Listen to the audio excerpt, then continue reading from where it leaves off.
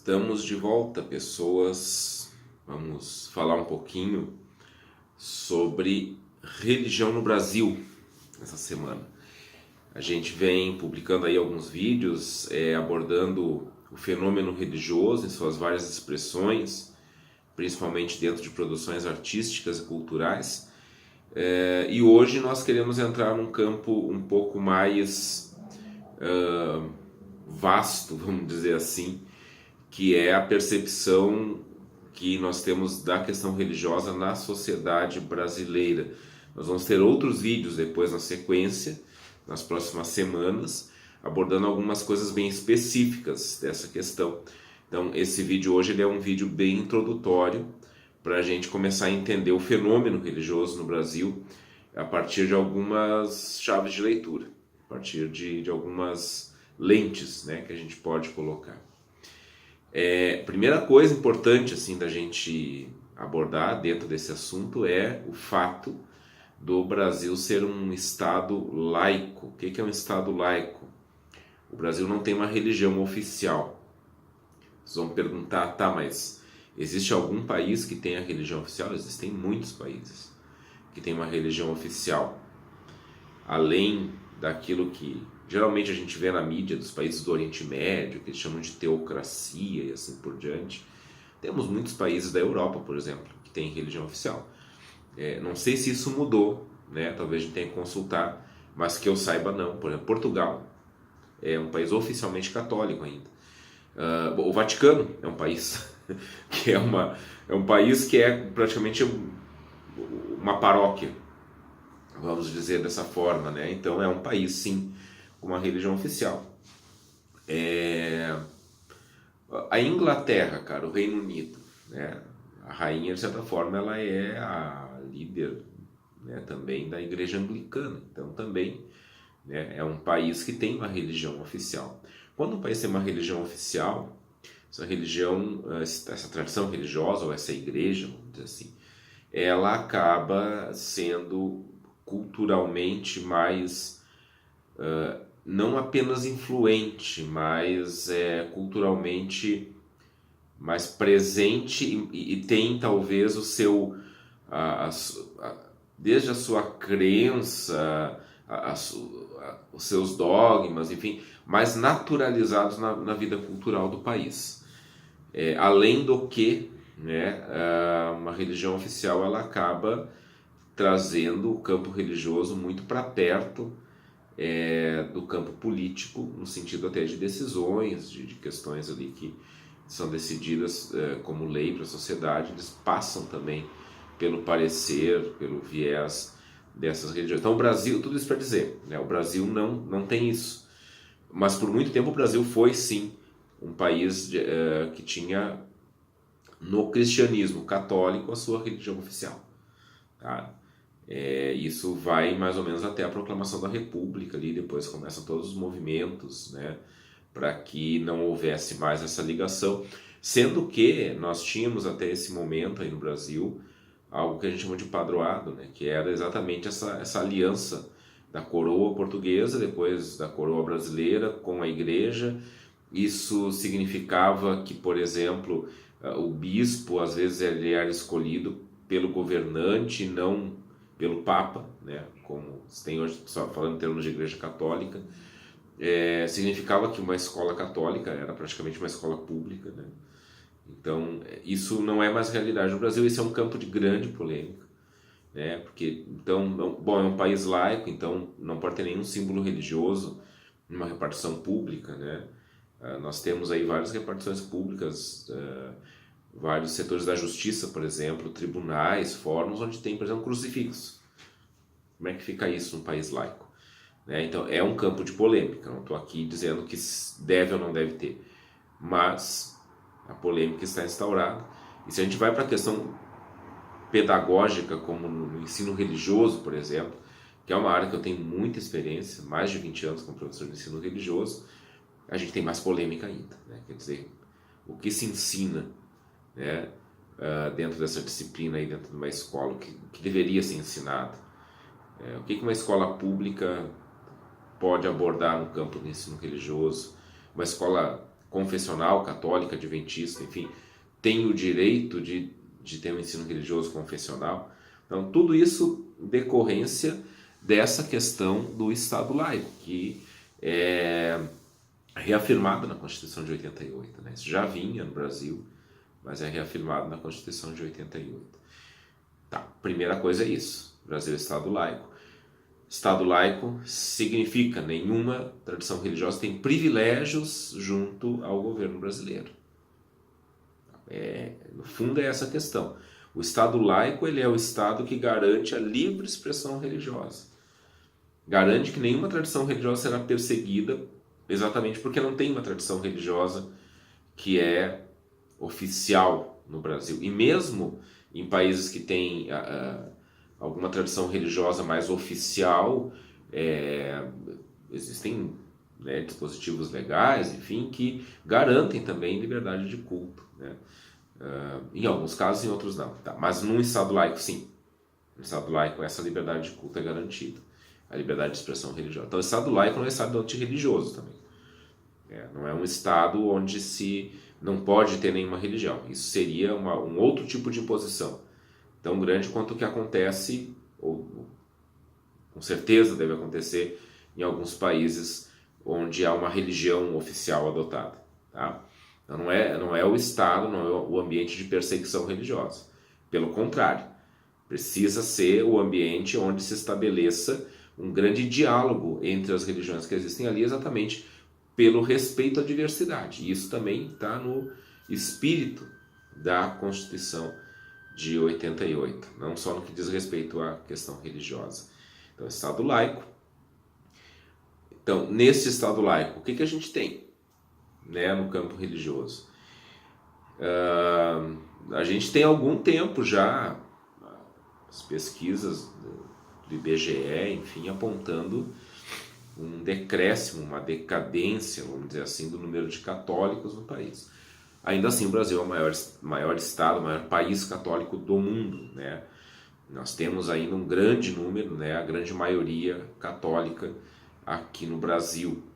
Existe um crescimento vindo aí dos evangélicos, vindo aí não, já está aí, né? E está se prevendo que aí evangélicos, assim, várias igrejas diferentes. A gente tem esse rótulo de evangélico, né, mas são várias igrejas diferentes. Mas, né, compreendido como um grande grupo, né, os evangélicos têm crescido muito. E assim outras, né, expressões de matriz africana, enfim. Então o Brasil, ele é um país que, ao mesmo tempo, da mesma forma que ele acolheu historicamente e continua acolhendo várias etnias, né, várias pessoas que vieram de vários lugares, enfim, é um país miscigenado. Ele também acolheu com isso, obviamente, todas as tradições religiosas que essas pessoas de diferentes etnias, de diferentes lugares do mundo trouxeram com elas. Só para dar um exemplo bem próximo daqui, Rio Grande do Sul, que a gente tem aqui uma forte colonização alemã, por exemplo, em várias regiões do nosso estado, também existe nessas regiões uma forte predominância da igreja luterana, que veio com os alemães. Né? Então a gente teve essa questão de que essas diferentes tradições vieram também com os imigrantes, continuam vindo, e dentro de um espírito de Estado laico, de expressão religiosa livre, nós também temos trânsito religioso. Então, gente que era católico, depois se torna evangélico, ou espírita, ou vai para Umbanda. Não existe, claro, internamente nas religiões, sim, mas não existe nenhuma proibição legal de alguém trocar de religião no Brasil. Então, isso vai também escrevendo, ou moldando, ou dando o sentido da cultura que a gente acaba tendo no Brasil. Dentro disso, se a gente for olhar, né, se existe alguma coisa predominante historicamente no Brasil, nós podemos falar em 3 fontes religiosas no Brasil. 3 lugares de onde aquilo que a gente reconhece como religiosidade brasileira, como aquilo que, não naturalmente, mas aquilo que dentro da nossa cultura a gente acaba reconhecendo como característica religiosa. Nós temos 3 fontes. A primeira é a fonte indígena, Essa fonte, ela vem, óbvio, como o nome já está dizendo, vem dos povos originários aqui da América, né? O Brasil na América do Sul, então principalmente aqui para nós, na América Latina. E aí, quando a gente fala em religiosidade indígena, no jeito de ser religioso desses povos originários, a gente não está falando de uma religião única para todos os povos originários aqui do continente, mas em várias, né? O Brasil tinha mais de 200 nações ou grupos originários quando Portugal chegou aqui em 1500. A gente sabe, não vou entrar nessa discussão agora, o quanto que esse número decresceu de forma alarmante ao longo dos séculos e onde se encontram muitos dessas